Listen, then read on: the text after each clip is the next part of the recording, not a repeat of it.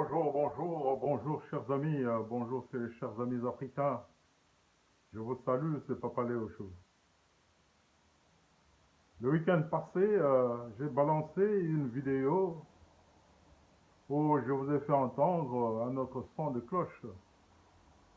C'est le son de cloche d'une femme blanche qui, elle aussi, comme nous, condamne le racisme.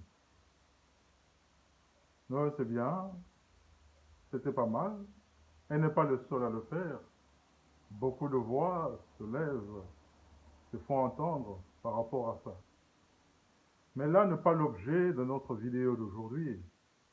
Aujourd'hui, chers amis, je tiens encore à revenir sur ce que je dis par rapport à notre culture.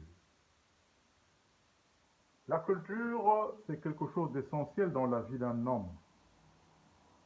Parce que la culture, c'est votre façon de vivre, votre façon d'exister, votre façon de vous comporter. C'est ça qui fait votre culture et qui vous distingue des autres. Quand vous perdez votre culture, c'est-à-dire que vous perdez votre identité. Or, l'identité, on ne la perd jamais, au risque d'aller la chercher ailleurs, et ce qui n'est pas bien. Voilà, mes chers amis, cette théorie-là, je l'ai déjà développée dans une vidéo, je ne m'attarde pas là-dessus. Mais aujourd'hui, je voudrais un peu condamner certains comportements des Africains. Je commence par vous donner quelques exemples. Jeudi, pas jeudi, mais je voulais dire. Dernièrement, j'étais invité par un ami, un collègue de travail, chez lui. Quand je suis arrivé, j'ai salué le papa, la maman, les enfants, et je suis resté causer avec les enfants. Mais comment? Je me suis mis à parler avec eux en lingala.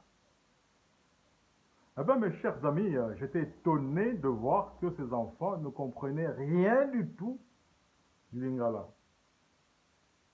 Je me regardais comme si je tombais du ciel.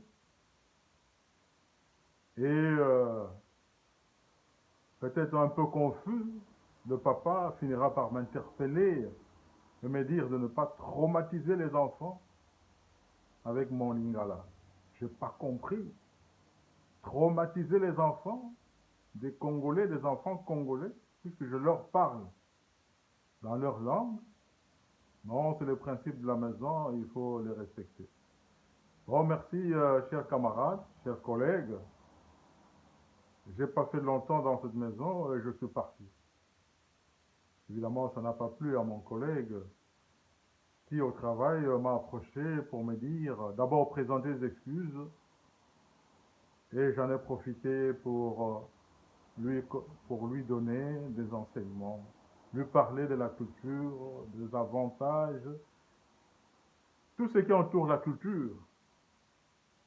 C'était comme un enseignement. Eh bien, mes chers amis, mes efforts ont payé, puisque par le temps que court, cet ami, ses collègues, il est devenu un grand chantre de la culture africaine. Et il m'a invité encore une fois chez lui, où j'ai entendu les enfants commencer à balbutier quelques mots en lingala. Mais je crois que ça va aller. C'est déjà une réussite pour moi. Je le fais dans plusieurs milieux. Parfois ça marche, parfois ça ne marche pas, mais ce n'est pas une raison de baisser le bras. Parce que le noir a été tout simplement détourné de sa culture. La colonisation a travaillé là-dessus. Les colons ont touché à notre subconscient au point qu'ils nous ont fait voir que tout ce qui est à nous, notre culture, je veux dire, est sorcellerie et satanique et diabolique. Ce qui est simplement archi faux. de l'enfumage. Ah, il faut encore, à notre tour, travailler là-dessus. Raison pour laquelle le noir, quand il va ailleurs, il ne va avec rien. Il ne va pas avec sa culture, il n'amène rien. Il arrive sur place et il devient l'homme de son pays d'accueil. Donc il s'adapte sans avoir de repères quelque part. C'est comme ça qu'il est perdu. Et ça, mes chers amis, c'est condamnable. C'est vraiment condamnable.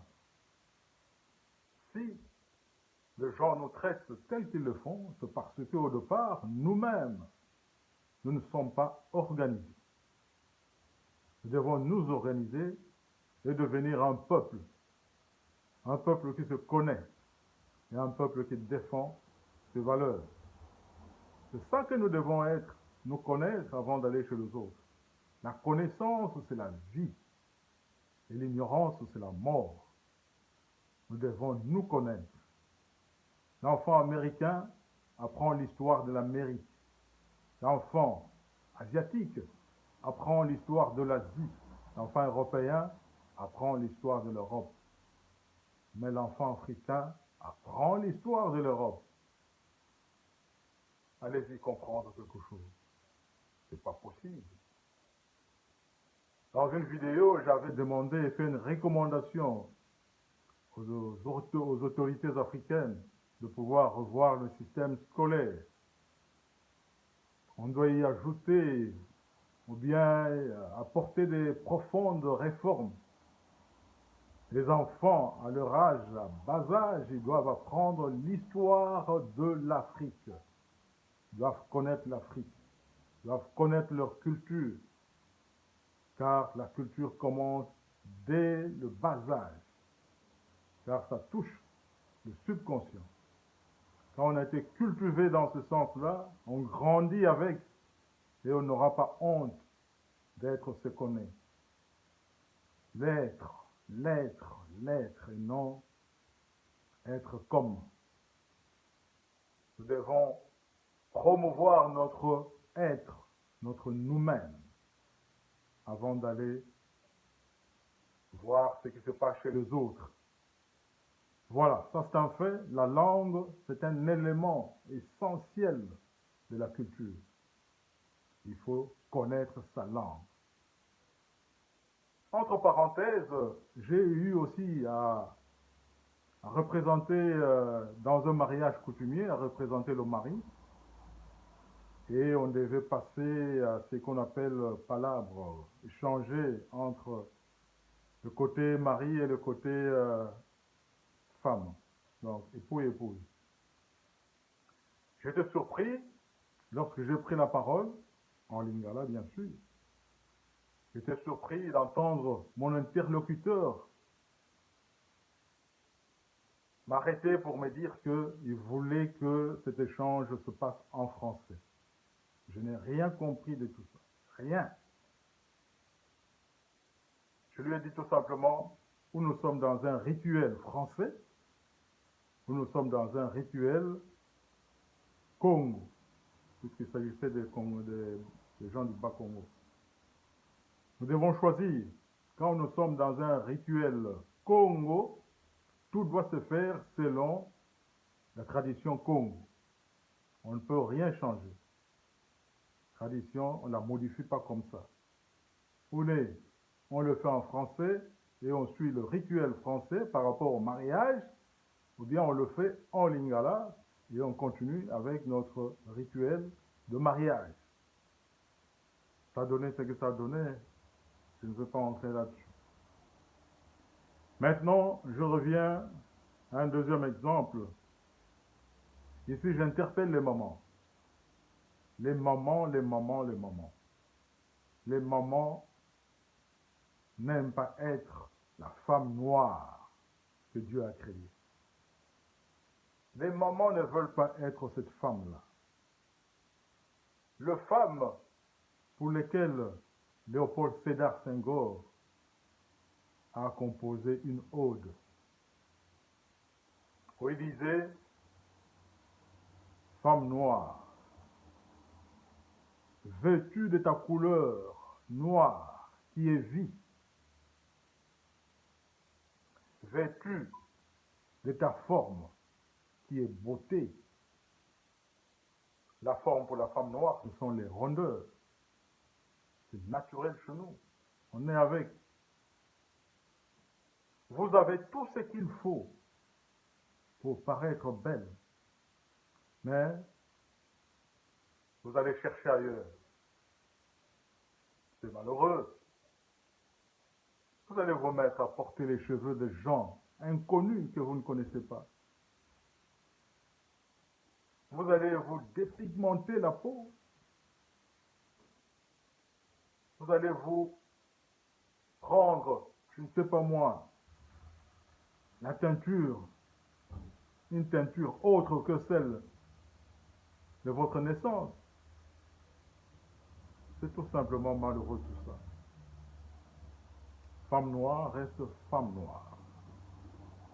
Imaginez-vous, sans vouloir blasphémer, que Dieu se promène sur cette terre, peut-être en train même de distribuer des bénédictions, et qu'il rencontre une femme avec sur sa tête des cheveux des autres, et sa couleur métamorphosée, une teinture qui n'a rien à voir avec sa couleur d'origine. Que peut bien dire notre Dieu le Père? Il dira tout simplement que celle-ci n'est pas ma créature. Et s'il y a donné des bénédictions, il ne va pas te les donner tout simplement parce que il ne t'a pas créé ainsi.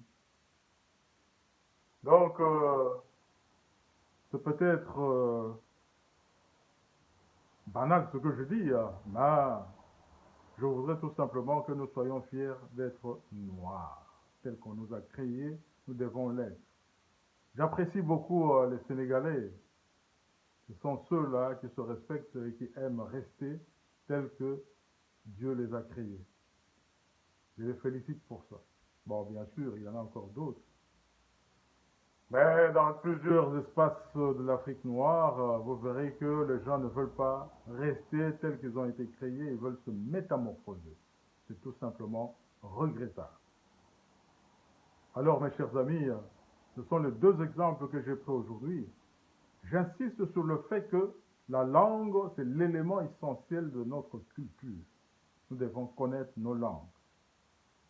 Quelque chose qui allait m'échapper, j'en parle. Quand nous nous retrouvons ensemble,